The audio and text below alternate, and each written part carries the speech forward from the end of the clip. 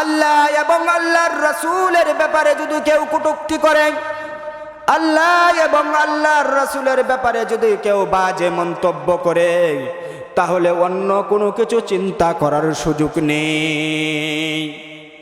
আবু বকর সিদ্দিক রাদিয়াল্লাহু তাআলা আনহু অন্য কোনো চিন্তা না করেই ইহুদি বড় পণ্ডিতের গালে থাপ্পড় বসিয়ে দিলেন। তখন ইহুদি বড় পণ্ডিত সে ভাবতে লাগলো, এই জামানায় হলো মুহাম্মদ হলো ওয়ান ম্যান, দ্বিতীয় ম্যান হলো আবু বকর সিদ্দিক রাদিয়াল্লাহু তাআলা আনহু। আবু বকর সিদ্দিক রাদিয়াল্লাহু তাআলা আনহু এর ব্যাপারে আমি নালিশ কার কাছে করব? তখন সে চিন্তা করতে করতে সে বুঝতে পারলো যে আবু বকর সিদ্দিক রাদিয়াল্লাহু তাআলা আনহু এর বিচার একমাত্র মুহাম্মদুর রাসূলুল্লাহ সাল্লাল্লাহু আলাইহি ওয়াসাল্লামই করতে পারেন। সে হাঁটি হাঁটি পা পেলে রাসূলুল্লাহ সাল্লাল্লাহু আলাইহি ওয়াসাল্লামের দরবারে চলে গেলেন। যখন রাসূল করিম সাল্লাল্লাহু আলাইহি ওয়াসাল্লামের দরবারে চলে গেলেন, সেখানে গিয়ে দেখলেন যে রাসূল সাল্লাল্লাহু আলাইহি ওয়াসাল্লাম বসা। রাসূল সাল্লাল্লাহু আলাইহি ওয়াসাল্লামকে ডাক দিয়ে বললেন, ওগো আল্লাহর নবী, আপনার সাহাবী আবু বকর দেখেন আমাকে মেরে কি করেছে। রাসূল সাল্লাল্লাহু আলাইহি ওয়াসাল্লাম ওই ইহুদি বড় পণ্ডিতের কথা শুনে বললেন, বলো কি, আবু বকর তোমাকে মেরেছে? রাসূল সাল্লাল্লাহু আলাইহি ওয়াসাল্লাম নিজেই বিশ্বাস করতে পারছেন না যে আবু বকরের মতো এক ব্যক্তি, আবু বকরের মতো ব্যক্তি তার গায়ে হাত তুলেছে। রাসূল সাল্লাল্লাহু আলাইহি ওয়াসাল্লাম ইহুদি বড় পণ্ডিতকে বললেন, ও ইহুদি, তুমি হয়তো নামটা মেনশন করতে ভুল করছো। ওই ইহুদি বড় পণ্ডিত তখন বললেন, ওগো আল্লাহর নবী, না না না, আপনার সাহাবী আবু বকরই আমাকে মেরেছে। যখন এই সমস্ত কথা বলতে লাগলো, ঠিক তখনই আবু বকর সিদ্দিক রাদিয়াল্লাহু তাআলা আনহু উপস্থিত হলেন। তখন আল্লাহর নবী ডাক দিয়ে বললেন, ওগো আবু বকর, তুমি কি তার গায়ে হাত তুলেছ? তখন রাসূলুল্লাহ সাল্লাল্লাহু আলাইহি ওয়াসাল্লাম যখন এই কথা বললেন, আবু বকর সিদ্দিক রাদিয়াল্লাহু তাআলা আনহু বললেন, ওগো আল্লাহর নবী, আমি তাকে মেরেছি, কিন্তু কোন কারণে মেরেছি সেটাও তাকে জিজ্ঞাসা করেন। এই কথা বলে আবু বকর সিদ্দিক রাদিয়াল্লাহু তাআলা আনহু সেই সমস্ত ঘটনা বলতে লাগলেন।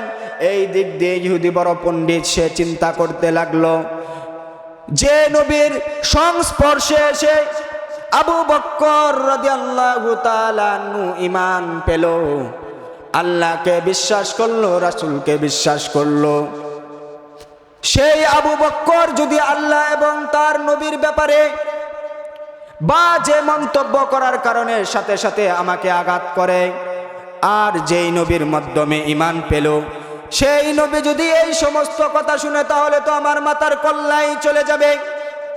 এই সমস্ত কথা সে চিন্তা করতে লাগলো।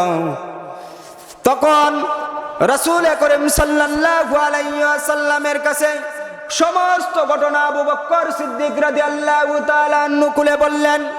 তখন রাসূল সাল্লাল্লাহু আলাইহি ওয়াসাল্লাম ইহুদি বড় পণ্ডিতকে জিজ্ঞাসা করলেন, ও ইহুদি, তুমি কি এরকম বাজে মন্তব্য করেছ? ইহুদি সাথে সাথে অস্বীকার গেল, না আল্লাহর নবী, আমি এই ধরনের বাজে মন্তব্য করিনি। এই দিক দিয়ে আবু বকর সিদ্দিক রাদিয়াল্লাহু তাআলা আনহু বলতেছেন, ওগো আল্লাহর নবী, না, সেই সমস্ত বাজে মন্তব্য করেছে। ইহুদি বলতেছে বাজে মন্তব্য করে নাই। তাহলে রাসূল সাল্লাল্লাহু আলাইহি ওয়াসাল্লাম ফয়সালা কিভাবে দিবেন? তাহলে রাসূল সাল্লাল্লাহু আলাইহি ওয়াসাল্লাম সমাধান কিভাবে দিবেন? এমন সময় আল্লাহ রাব্বুল আলামিন জিবরাইল আলাইহিস সালামকে নবীর কাছে প্রেরণ করে দিলেন, নবীর কাছে পাঠিয়ে দিলেন। নবীর কাছে এসে জিবরাইল আলাইহিস সালাম নবীকে বলতে লাগলেন, ওগো আল্লাহর নবী, ওগো আল্লাহর নবী।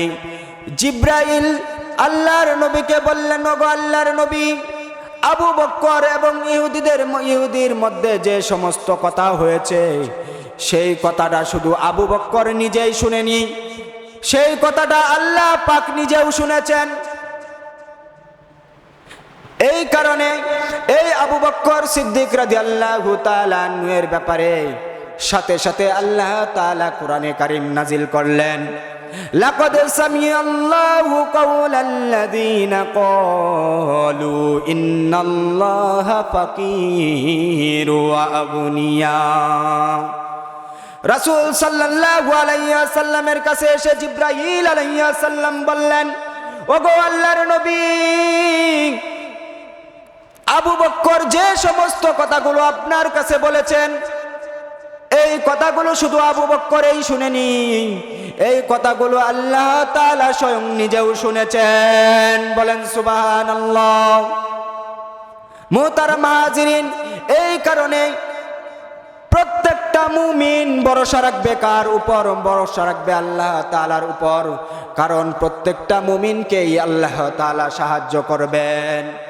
এ মুমিন, বেটাগিরি দেখাইও না, বুক ফুলাইয়া রাস্তা দিয়ে হাইটো না, মুরব্বীদের সাথে বেয়াদবি করো না, মা বাবার সাথে বেয়াদবি করো না, মা বাবার সাথে ভালো আচরণ করো।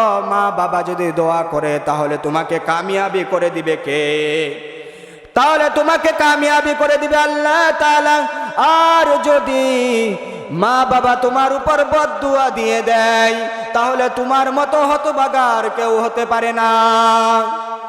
এই কারণে আমাদের সব সময় মা বাবা মুরব্বীদের সাথে সব সময় ভালো ব্যবহার করতে হবে।